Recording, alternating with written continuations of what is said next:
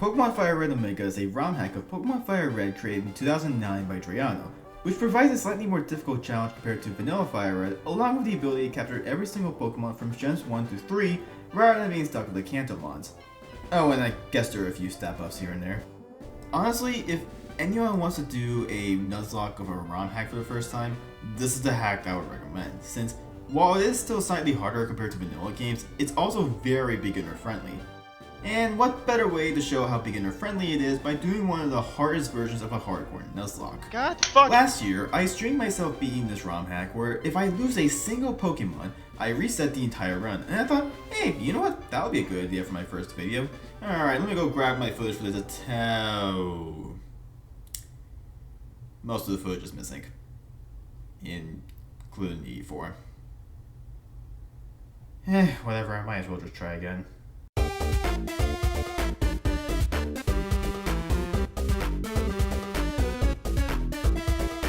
So you may be asking yourself, what exactly is a 1 death equals reset challenge?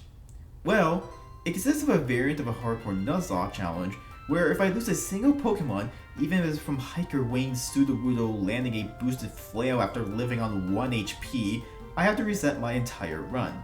I'll also be adding a few more rules just to make things a little more interesting. 1. On top of the level caps we already have, I'll also be including the pre-champion rival fights as well as the first 2 Giovanni fights just to make things a bit harder, with the final level cap being Atlantis Ace Dragonite. 2. I'll be banning stat boosting moves, and I modify the game so that I don't gain EVs upon defeating a Pokemon. Finally, 3. I'll allow gift Pokemon, and they count as a part of the round, but I'm not going to be allowing trade Pokemon for this challenge. I don't know, I just think it's kind of cheap for this type of challenge, especially since some of them hold TMs that give you a rather major advantage against certain gym leaders. So I decided to ban them. Also no legendaries. Let's get started.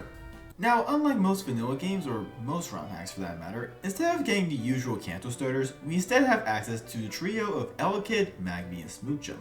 All 3 starters receive a huge stat buff both in the pre-evolutions and in the final stages, and all are extremely useful throughout your entire adventure. But which starter is the best for a deathless run? Okay, let's just get this out of the way. It's not Elekid. Yes, Electabuzz is one of the strongest electric types in the game, and yes, it's a really good option for any other Nuzlocke challenge. But choosing Electabuzz has one major caveat being that your rival receives the Smoochum line, which is probably one of the hardest Pokemon lines to counter in the entire game. Now, you could try to go for the 30% Houndour in Viridian City, who is a pretty good counter against Jinx, at least late game Jinx. But after several attempts in my original run, where I either didn't get a Houndour or I got one but lost anyways due to bad RNG, I decided that it was a better idea to just not give my rival a Smoochum. Oh, speaking of the devil, Smoochum is next, and it's honestly a really good starter to choose. Granted, you're gonna have to start the Nuzlocke when you get Pokeballs if you're using Smoochum, since there's no way in hell you're winning the first rival fight. It may have plus 10 in every stat, but it still has a defense of a wet napkin. However, once it evolves into Jinx, you got yourself one of the strongest psychic types in the entire game, now boasting a base 125 special attack as well as a 105 in both special defense and speed. While Jinx's defense is still one of its major flaws, its other stats give it plenty of great matchups while also making it really annoying to counter if the opponent has one. Choosing Smoochum also means that your rival has Magby, who's not necessarily easy to handle, but hey, it's a lot more manageable than what Elekid has to offer. However, for this challenge, I decided to choose a starter that normally gets overshadowed by the other 2 starters, Magby. There are 2 reasons why I wanted to choose Magby over the other starters. The biggest reason I'll save for later, but the other reason is because it's a really strong fire type, which is great for the Elite 4. I also reset for one with good IVs, though this one doesn't have Flash Fire, which is whatever. On Route 1, you have access to a few encounters, some pretty useful, others not so much. In this case I caught a Rattata, who's not good, but also not terrible. In Viridian City, I bought a few Pokeballs, watched an old man catch a Weedle, and grabbed the old rod from this guy before fishing up at Barboach.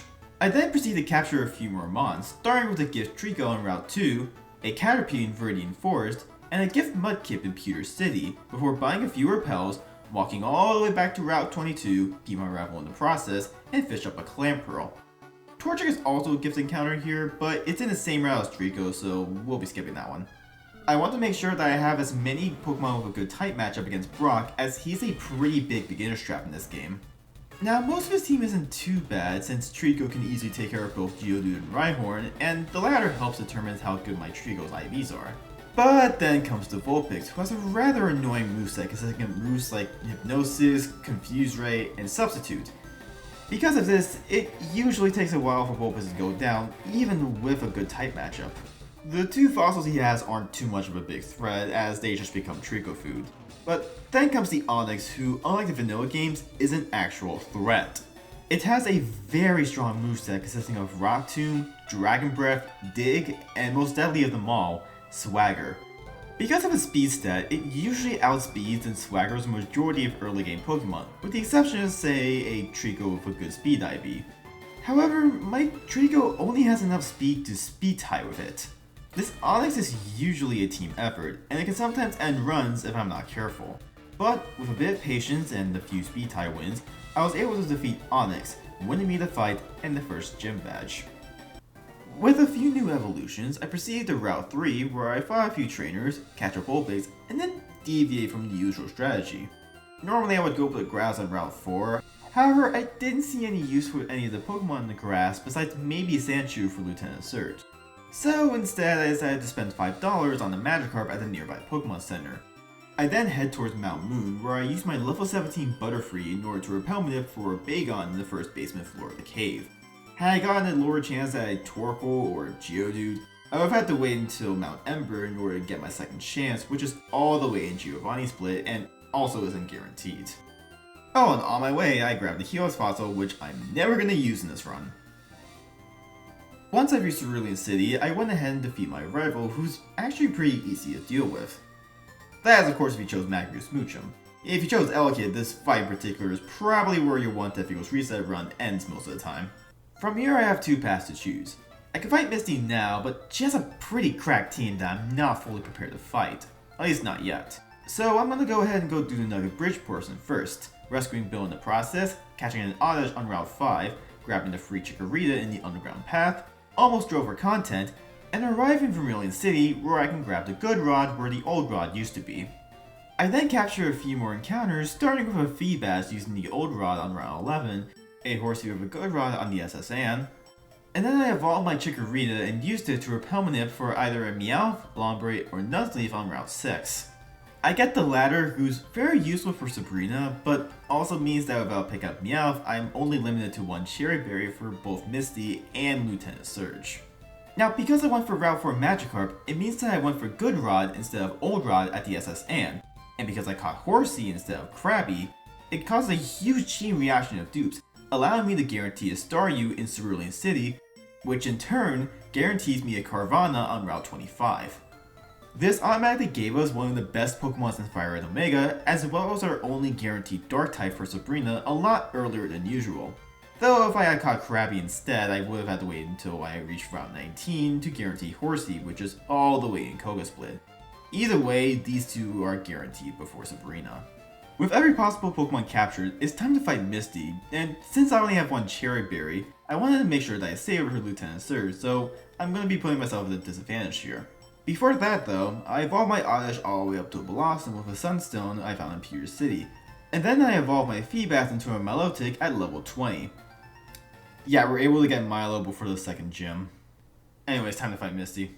The first three members of her team can easily be taken care of by Bayleaf, who's capable of 1v1ing most of her team. Bayleaf is also holding a Citrus Berry in case Cedra decides to Dragon Rage at any moment. Loftus comes in next, and she's very annoying to deal with thanks to Attract. Milotic and Secret Power Gyarados can handle it, however, as you can see from the footers, it does take a while for it to go down. She then sends in Starmie, who's easy to kill with Shockwave on Gyarados, so I bring in Blossom in order to take it down. Now, I do make a misplay here where I try to Sleep Powder Starmie, which did work. However, I forgot that it had Natural Cure, which caused Misty to switch it out and bring in Togetic a little bit earlier than usual. Togetic really loves to spam Metronome, so I can get extremely unlucky here and have to make sure that my Pokemon aren't in range to die to worst case scenario Metronomes.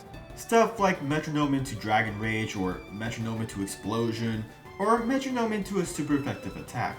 Thankfully, I didn't get anything serious out of Metronome, and I was able to take it down with both Magby and Milo before Stormy comes back in. Blossom was able to chip away at his health with Bullet Seed without too much worry, and it even procced a Citrus Barrier at one point. By the time Blossom's HP became too low to stay in, Grovyle was able to come in and finish off Stormy, winning me the fight and the second gym badge.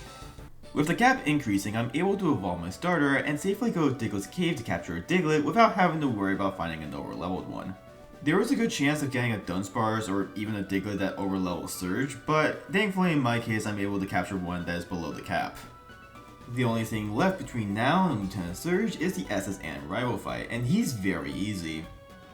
Just ignore this misplay against Curly, I completely forgot I had Magical Leaf. Fun fact, since Blue is still using his level up moveset by this point, his Electabuzz doesn't have a single Electro-type move to hit me with, allowing me the getaway of using Gyarados of all Pokemon to take it down. Now it's time to fight Lieutenant Surge, but before doing so, we can use Cut to gain access to Route 9 and grab a gift Bulbasaur. Funny how I use all 3 grass starters for this run. Really the only good water starter for this type of challenge is Mudkip, and if I didn't choose Magby, I probably would have grabbed a gift Cyndaquil from Route 24.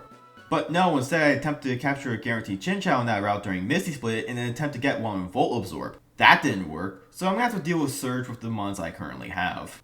I lead Dugtrio against its lead Flaffy, and while I do get a magnitude 10 here, it doesn't have a single move to hit Dugtrio with, so it really doesn't matter.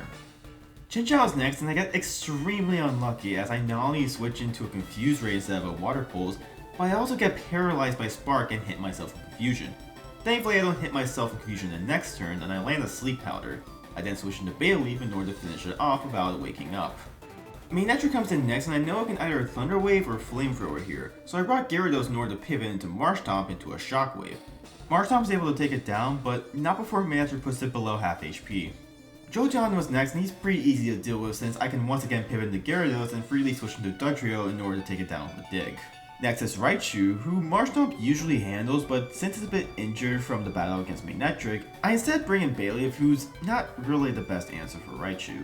But luckily, Raichu does love spamming Focus Punch, meaning that I can get free damage off as Magical Leaf never misses. Though, at some point, Bayleaf's health is a bit too low to continue, so I decided to switch into Ivysaur in hopes that I can land a Sleep Powder. That ends up actually working. I switch into Magmar in an attempt to finish it off. Lieutenant Surge does pop a full heal, which wakes Raichu up, but rather than going for, say, I don't know, Surf, he decides to go for Focus Punch. Again, allowing me to take it down, and also one-shot his last Pokemon Magneton, winning me the fight in a third gym badge. Yeah, there was probably a smoother way to handle this fight, but also this was during a stream where I went from back to Surge in less than an hour, since I really wanted to get to the next split as soon as I can. As I was heading towards Cerulean City, I captured a few notable encounters. First is Rock Tunnel, where I repel with Nipped in order to get myself a guaranteed Onix. Grabbing Onix here means that I guarantee myself a Steelix, one of the best steel types in Firered Omega next to Metagross. Actually, now to think about it, how does Onix evolve to Steelix anyways? It's probably not that high, it's probably like it's low 50s or something. Level 32?! Goddamn, I thought Milo evolved a bit too early. Anyways, once I exit the cave, I went to Route 8 and captured my Meowth, which finally gives me a pickup mon for Cherry Berries. I also captured my dedicated Fly user in Taillow on Route 7. Facade isn't until 5 Island, which is post-game, and it's minus attack, so sorry guys, no pilot sweeps this run. Once I arrived in Cerulean City, I grabbed some tea from an old lady, buy a siphon from the game corner, and bribed this officer with a refreshing beverage before entering Saffron City, where I grabbed a free Tyro from this random black belt outside of the fighting dojo. Both Giovanni and Erica are under the same level cap, so I decided to fight every mandatory trainer for both fights. These two are also the first trainers who have Pokemon with Starf Berries, a rather deadly luck-based item that sharply increases a random stat in a pinch. So in these fights, I need to make sure that I defeat a Pokemon without proccing its berry. With that in mind, I decided to fight Erica first. I lead my starter, who now has both Flamethrower and a Charcoal, which is enough to roast Erica's lead Victory Bell and bait in her biggest threat, Ludicolo. Normally I would switch here, but from past experience, I know this Ludicolo loves to set up Rain Dance the moment Erica sends it in. So I stayed in and used Flamethrower, as it predictably goes for Rain Dance instead of Surf. I then bring in Meganium in order to stall this thing out, but while doing so, she switches out Ludicolo and sends in her Vileplume. It's going to go for Sludge Bomb, something that Magmar can't really handle if it crits, so I switch into Milotic, which will cause Vileplume to go for Giga Drain instead, allowing me to safely switch into Magmar for the one-shot. Ludicolo comes back in, but by this point it's already too late. There's no more rain, Magmar outspeeds, and it's low enough to die to a flamethrower. Next is Splissy, and this is the main reason why I got the gift Tyro, who has since evolved into a Hitmonchan. Without it, I would have had to either stall it out with Milo or risk a Thunder Wave on Magmar.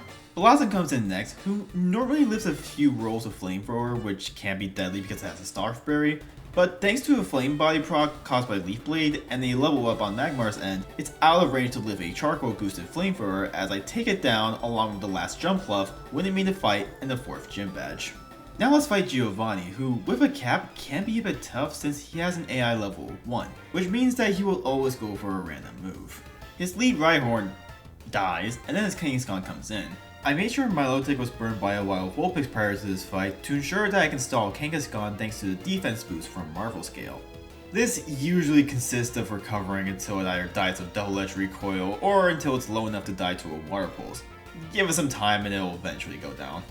Next is Persian, who I brought Steelix for since Persian can't do any significant damage to it. However, I forgot to give it a Chesto Berry, which did screw up my plans a little bit. And eventually it switched into Vibrava, but thankfully during a second turn of Dig instead of the first turn of Dig, so I can safely switch into Starmie and KO it before Persian comes back in. It takes a while and it puts most of my Pokemon to sleep due to its high speed and Hypnosis, but thankfully my Hitmonchan was able to finish it off. Next is Mayan, who I switched back and forth to get rid of Intimidate on Hitmonchan in order to 2-hit KO with Brick Break, but not before surviving a crit Iron Tail, which puts Hitmonchan out of commission for the rest of the fight.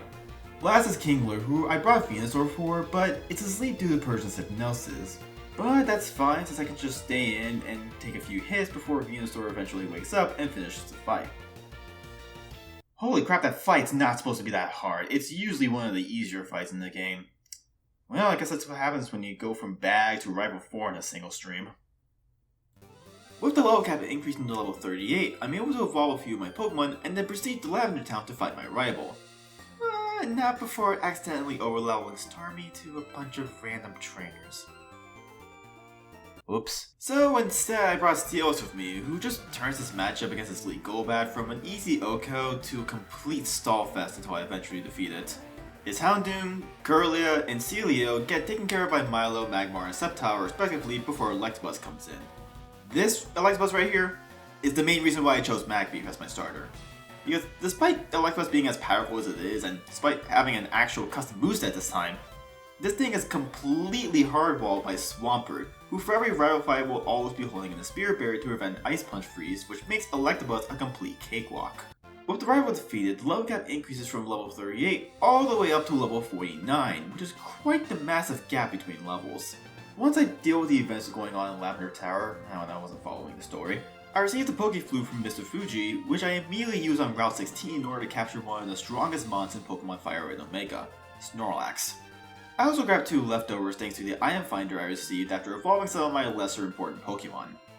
From this point forward, I won't mention any of my captures unless they do something in my fights, since the majority of them are just captures for dupes or just to fill the Pokédex and get items like the item finder and the EXP share. Thus, all of them get sent directly to the pit zone where they belong. After drawing a bunch of rocks at Pokemon minding their own business in the Safari Zone, I cleared every mandatory trainer before Rival 5 in Koga. My rival's ace is a level below Koga, so I have to fight him first. He leads Crobat, who I basically have the same strategy for with Steelix, except now I have leftovers, rendering Crobat completely useless against it as I slowly chip away at its health. Trust me, you're gonna see this often. Houndoom is next, and I bring Kingdra due to its neutrality against Solar Beam. I did risk a crit after a Focus Band proc, but thankfully it goes down the next turn. Though since Kingdra's health was low, the incoming Walrein sees a kill and will never go for Curse, allowing me to safely switch to Starmie. It then just wastes its time setting up 2 curses as I take it down with Thunderbolt before I can use any of his stat boosts. Electabuzz dies to Swampert, again, and Garber comes in, who will go for Magical Leaf, which allows me to switch into Shiftry and take it down, allowing me to win the fight, but not before stealing Garber for his Lumberry. Hey, that'll come in handy.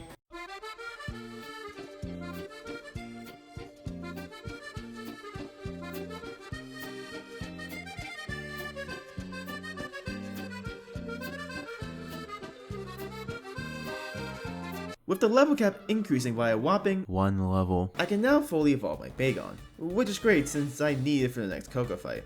The fight starts off very easy with Stormy immediately outgoing both Weezing and Venomoth before Crobat comes in next. By this point, Steelix has already cemented itself as the counter versus Crobat.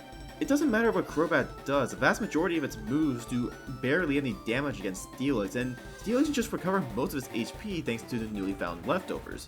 Not even a Stark Barrier can prevent this from being such a one-sided matchup. Tentacruel comes in next, and I bring Snorlax in to take care of it since Starmie doesn't immediately outgo it, plus it has Mirror Coat. With a few body slams, Tentacruel goes down and Fortress comes in next. Now you would think that Magmar is a good switch in here, but doing so actually risks the entire run to a crit Earthquake. So it's a good thing I brought in Salmon since I can easily switch it in on an Earthquake and one-shot it with Flamethrower. Last is Electrode, who has Explosion, but because it's the last Pokemon, it will never blow up, allowing me to end the fight with Swampert, winning me the 5th badge. With that out of the way, we can finally head back to Silphco in order to finish where we left off and fight Giovanni. The fight starts off really easy just for having Starmie as my lead. You see, the way that the AI works in this game is that the opponent will always switch into a Pokemon that has a super effective move against you. However, for some reason, the AI will also prioritize the Pokemon with the absolute worst type matchup against yours. Because of this, once Stormy defeats Houndoom, he first sends out Nidoking, who has Mega Horn, but is also weak to both of Starmie's stab, which allows Starmie to take it down pretty easily. And then he sends in Rhydon, who also has Mega Horn, but is also quad weak to water, which means that it gets obliterated by a single Surf. Already, Giovanni lost half of his team before he can actually send in a Pokemon that can actually take care of Starmie, that Pokemon being Persian. I of course switch into Steelix, who completely walls Persian, but before I was able to take it down, Giovanni switches into Flygon, which, okay I guess, I can just bring in Milotic, Ice Beam, and oh! Well that's pretty bad. So, much like the Electrode in the last battle, this Cloyster also has Silph Scarf boosted explosion, but because Persian is still in the back, this can actually explode. Granted, I'm not entirely sure if it works the same way with random AI as it does with smart AI, but either way, I kinda have no choice but to bring in Starmie, and pray that it doesn't go for the 25% chance to blow up. Okay, we're good. I can just take it down, wall Persian, and win the battle from there. That was an extremely stress-inducing battle, but we're not necessarily out of the woodworks just yet. We still need to defeat Sabrina. Well, at the very least, I not only have my Snorlax with me to take care of a Pokemon like Jinx, but I also have 2 Dark types on my side with Sharpedo and Shiftry. That does make this fight a little bit easier. However, this is still Sabrina, who's one of the hardest gym leaders in the entire game, so we still need to be a bit careful. She leads Mr. Mime, who actually doesn't have a single attacking move, only having Screens, Baton Pass, and Calm Light. I can take full advantage of this by leading Sharpedo, who learns Taunt via level up, which completely invalidates his set. Gardevoir comes in next, who in any other situation I would need Snorlax for. However, since Shiftry counters Gardevoir, I can actually preserve HP for the incoming Jinx. After almost drilling for content, I switch into Snorlax on a random move. She then uses Lovely Kiss, but I came prepared by giving Snorlax the Lumberry I stole earlier to cover both Freeze and Sleep, allowing me to attack and get a lucky para. But of course, that wasn't planned, and I gave Snorlax Sleep Talk just in case it goes for Lovely Kiss again. But you know what? If that means getting rid of Sabrina's biggest threat, I'll take it. Next comes Espeon, who can be a threat with his Baton Pass set, but I taught Shiftry Shadow Ball, which is physical in this game and can do a significant amount of damage to either Gengar or Alakazam, regardless of how many Calm Mind boosts Espeon gets. Fortunately, despite gaining a speed boost from a Stark Berry into a 4-store, it just kept using Endure, so it never gets to pass any of its stat boosts. This leads to her switching into Alakazam, which I'm able to switch to Scizor on, however, it comes in on the crit Ice Punch.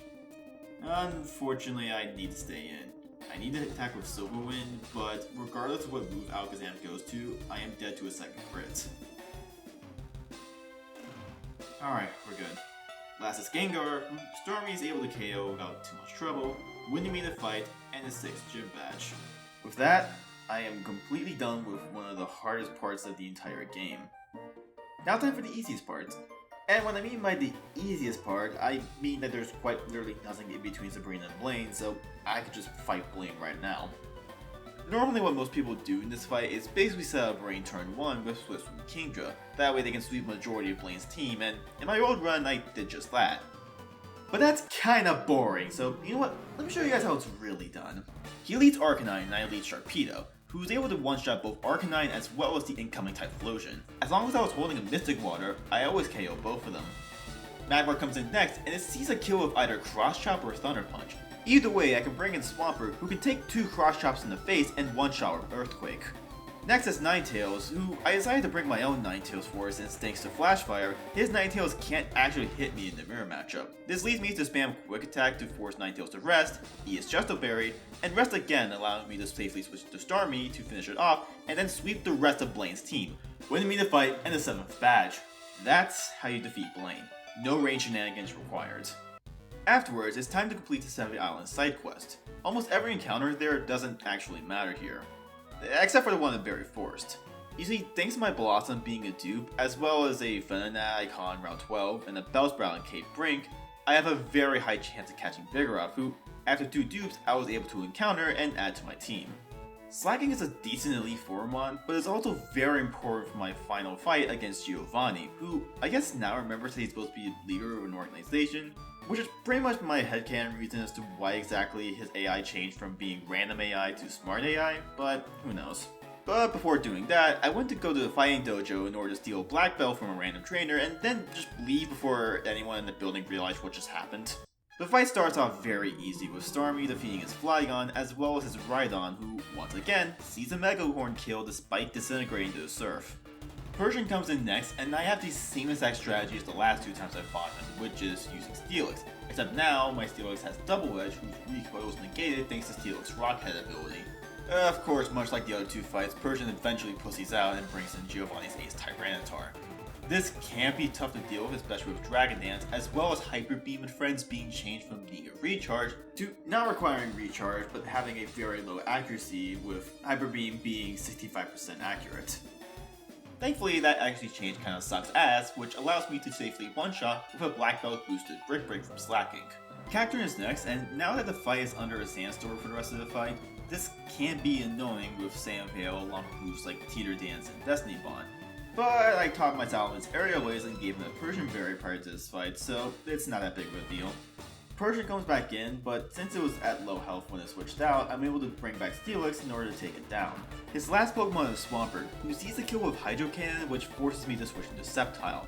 This move actually has the lowest accuracy of the 3 starter moves, only having 45% accuracy, but not only has it been buffed to have 170 base powers like the others, but it has a 40% chance to freeze the opponent. With this prior knowledge to mind, I came prepared with the Spirit Berry, allowing me to one-shot him with Leaf Blade next turn, winning me the fight in the final badge. Before advancing to the Elite Four, I had to fight my rival once again, though his highest level mon is only level 61, and under my rules I stick to the previous cap if the next cap is lower, so this fight ends up being pretty easy. With that taken care of, and after accidentally running into an optional in Victory Road, twice, I finally make it to the Elite Four, and I already have an idea as to who I want to bring, since not only have I beaten this game deathless before, but in one of my attempts to do this again prior to this one, I made it to the E4 but lost to Agatha. So I bring the following Pokemon to my team: Starmie, Snorlax, Magmar, Steelix, Salamence, Swampert, and leveled them up all the way to level 69, which is the same level as Lance's Ace Dragonite.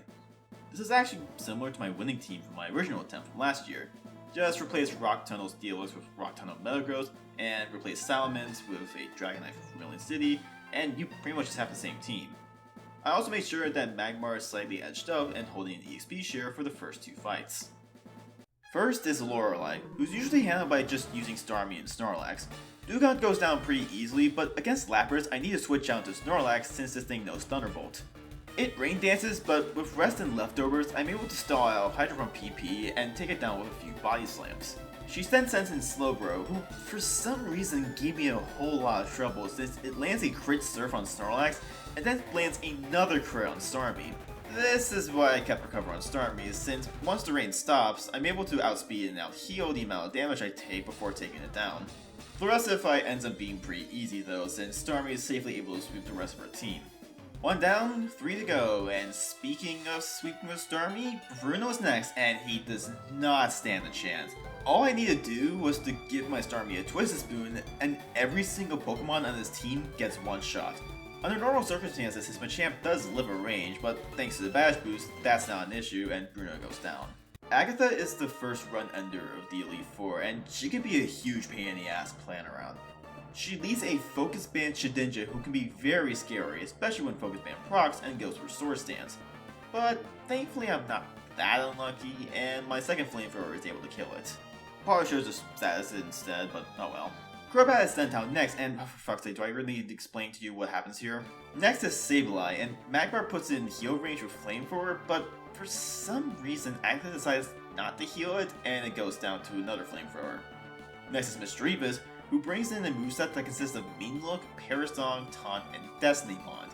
Kind of a gimmicky moveset, but one that's easily exploitable. I switch into Starmie in order to take it down, which immediately baits in her ace Gengar for a safe double knockout. Last is Hypno, one of the biggest threats in her team, and a Pokemon who can easily sweep my team without careful planning, especially with Calm Mind and his high special defense. I switch into Snorlax into a Calm Mind, and it attempts to Hypnosis me. However, I came prepared with a Chesto Berry, and after it attempts to Psychic instead of using another Hypnosis, it goes down to 2 Shadow Balls, winning me the fight. Had I landed another Hypnosis, I would have had to use my backup plan with Sleep Talk, which, while risky, was the only backup plan I had. Before fighting Lance, I made sure to replace Recover on Starmie with Ice Beam, since I no longer need Recover, and I'll need Ice Beam in order to defeat a vast majority of Lance's team. Starmie immediately outspeeds and outcoasts his lead Salamence and makes Lance immediately sense his Ace Dragonite. Normally, Ice Beam is roughly a 55% chance to kill this thing, which I have to risk because Nevermelt Ice is technically post-game, and I would have had to otherwise risk a Thunderbolt crit if I decided to chip it down first. But because I leveled up during the Bruno sweep, Ice Beam now has a roughly 87% chance to kill, which I'm thankfully able to land. Gyarados also would have been a range without a level up, though unlike Dragonite, this one's a guaranteed one-shot. Aerodactyl comes in next, and this along with Agatha's Crobat are the main reason why I brought Steelix, since Aero is holding on to a Choice Band, and sees either Rock Slide or Double Edge as his highest damage move against Starmie. My Scizor can handle Double Edge, but can't handle 2 back-to-back Rock Slides, and I can't just send in Snorlax to tank a hit and then switch to either Scizor or Swampert depending on the move, since it's dead to a crit due to its hasty nature and bad defense IVs. Steelix, on the other hand, can handle both quite easily, allowing me to take it down without too much of a sweat. Now, I bring in Swampert to handle Charizard since I forgot to give my Salamence a Frost Berry for Blast Burns, and while I did risk a crit on the second Blast Burn, Swampert is able to take it down with a Torrent Boosted Surf immediately afterwards. Last is Lance's second Dragonite, and because of how low Swampert is, it's gonna select a random move between Hydro Pump and Double Edge. I have no choice but to bring in Starmie, but if it chooses Double Edge, I'll have to risk a crit here. Okay, we're good. I'm able to Ice Beam it and defeat Lance once and for all. We now have one last rival fight against Blue, and this is the main reason why I wanted Magmar to be holding an XP share. With a level up and a charcoal, Magmar can easily OHKO his lead Heracross with Flamethrower, and then immediately get rid of his newly added Metagross back to back. Already, Blue lost 2 of his strongest Pokemon. Walrein comes in next, and with leftovers, Starmie can Thunderbolt twice in order to safely KO it. This baits in Volt Tackle from Electabuzz, who once again gets countered by Swampert. Now, I don't immediately kill this thing, since at the time I didn't know that I one-shot with a Badge Boost, and Electabuzz does have counter. So instead, I chipped it with Surf, but before I try to kill it with Earthquake, my rifle switches into Sceptile.